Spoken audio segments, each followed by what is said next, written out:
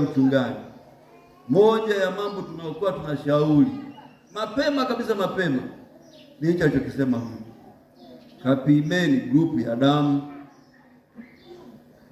tuone kwamba je, baadaye hizo grupu za damu zitaoana. Ndio unampenda, kama unaolewa kwake, kama unamuoa huyo, iwe inaendana grupu la damu. Hayo nayo vijana hawayafahamu. Sasa kutoka kufanya hivyo na kutoka kupata ushauri huo, ndio pale kama wao mnasikia mtu akisha kupata mimba, inabidi ile mimba itunzwe kwa gharama kubwa, labda sindano moja $200,000 ya kutunza mimba, labda kila mwezi $200,000, kila mwezi $200,000, kila mwezi $1,000,000, kila mwezi $300,000, ili zitoke zile grupu za damu zimepishana. Sasa kwa sababu sisi wenyewe wazazi wa kiroho na wazazi wa kimwili hatuyajui, hatuyaelezi, vijana yanakimbia tu kama njia ya kawaida, yanakuja kutokea baadaye mbele, wao wakiwa hawajui hayo. Kwa kosa la kwanza ni la wazazi wa kiroho, kosa la pili ni la wazazi wa kimwili, hawajawashauri hayo. Kwa karibu kila mimba ya yule mtoto inabidi itunzwe kwa sindano, zile damu haziendani. Twende mbele zaidi. Bwana sifiwe sana.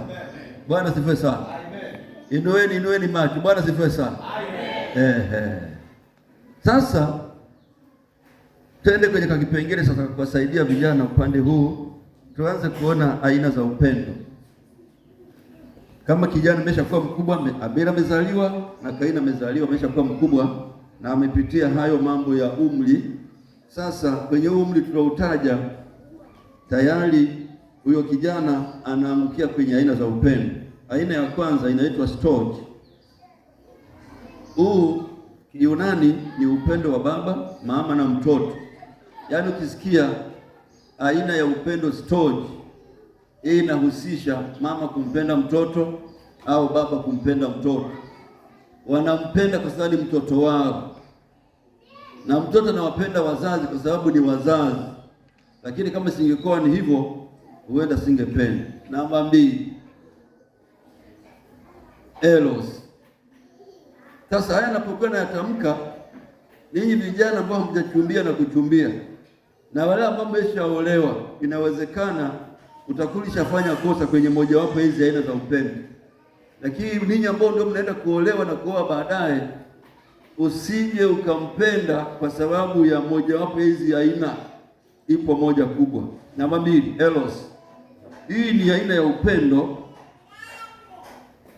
wa tamaa, yaani hamu, unakuwa na tamaa.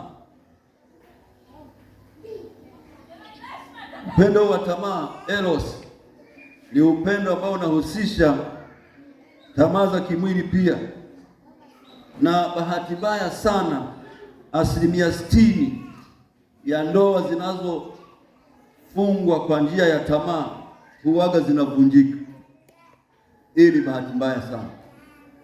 Nataka nirudie kusema hapa, mtu anayefunga ndoa kwa kutumia kigezo cha tamaa, kuna uwezekano mkubwa hiyo ndoa haitadumu, kwa sababu ulikuwa umemuoa akiwa na meremeta, ama umeolewa kwake ana hela, umependa zile hela zake, umependa shepu yake, halafu zile hela zinaharibika, ile shepu inaondoka kwa sababu ya magonjwa.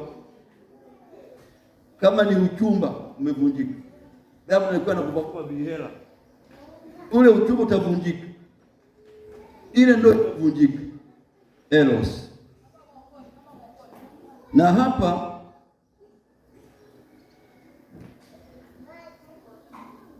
lengo lake ni kupata kitu tu. Nimempenda sababu ananipalipa vihela, nimempenda kwa sababu ananijosha hotelini, nimempenda sana ananunulia nguo, nimempenda kwa sababu sasa hivi, kwa kizazi cha sasa hivi, yeyote anaweza kafanya. Wasichana wanawapa hela wavulana na wavulana wanawapa hela wasichana, inategemea nani mwenye uwezo. Wewe unakuta na vijana mtaani wanajidai Sema mimi yule binti amchukua bwana. Yaani analipa kila tukutana tu 20. Kila tukutana tu 30. Kila tukutana tu 10.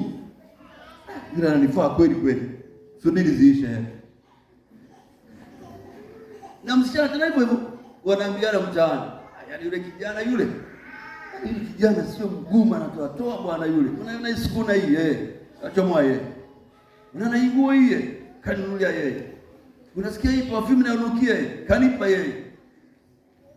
Hizo hela zikate sasa. Eros. Upendo namba 3. Kabla ya namba 3, asilimia 80 za watu duniani huanzisha mahusiano na kisha hayawezi kudumu kwa sababu ya upendo huu wa Eros. Namba 3 ni filia. Huu hauna tamaa yoyote. Mfano kijana mwanaume akimpenda kijana mwanamke bila tamaa, ndio hawa ambao wanaweza akajenga. Na huu sasa, huu upendo wa filia ni ambao hauna tamaa yoyote kabisa, iwe kimwili iwe kinini. Wakitokea hao wakaoana, ndoa itakuwa sugu, ndoa itakuwa imara, tena itakuwa na matokeo. Alitokea kijana mmoja alikuwa na upendo kama huu, kapendana na binti, upendo wa filia, na binti tena kampenda kijana wa kiume kwa namna hii. Unaona, wewe mwanangu unaruhusiwa kumnyonyesha mtoto, wala siogopa. Unaruhusiwa, hamna shida. Kanisa, Bwana sifiwe sana. Amen. Sasa kijana akampenda, wala sio tamaa, kwenye ibada, kwenye nini wanapendana na nini, kila kitu kinafanyika vizuri. Sasa huyu kijana wa kiume yeye alikuwa ni nani? Maono yake awe padri, na huyu kijana wa kike maono yake awe nesi. Sasa mwisho huyu kijana wa kiume akamwaga binti. Sasa binti yangu wewe, mchumba alikuwa anawachuliana, mimi nataka niende kusomea upadri. Na yeye binti akamwambia, na mimi pia nilikuwa na mawazo kwenda kusomea nini? Unesi. Basi sasa kwa jinsi ile ya kutafuta kuachana ilivyokuwa inataka kuwa, ikabidi yule kijana wa kiume hali aliyoiona jinsi alivyompenda bila tamaa, akabadilisha mawazo.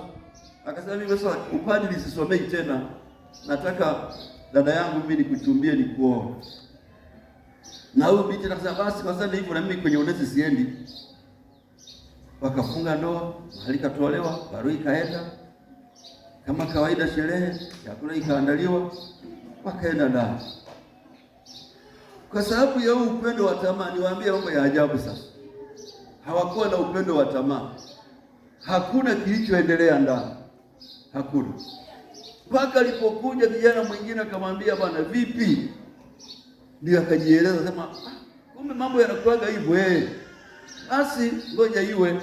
Hakuna kilichoendelea kwa sababu tangu mwanzo hakuwa na upendo wa tamaa. Ndipo sasa unakuja upendo namba 4, unaitwa agape. Huu ndio upendo wa kimungu ambao Bwana Yesu alikuja nao duniani, ile Yohana 3:16. Kwa maana jinsi hii Mungu aliupenda ulimwengu hata kamtoa mwanawe pekee, ili kila mtu asifanye nini jamani? Asipotee, bali awe na uzima wa milele. Kwa hiyo hii inakuwa imetokea na imetendeka hivyo. Sasa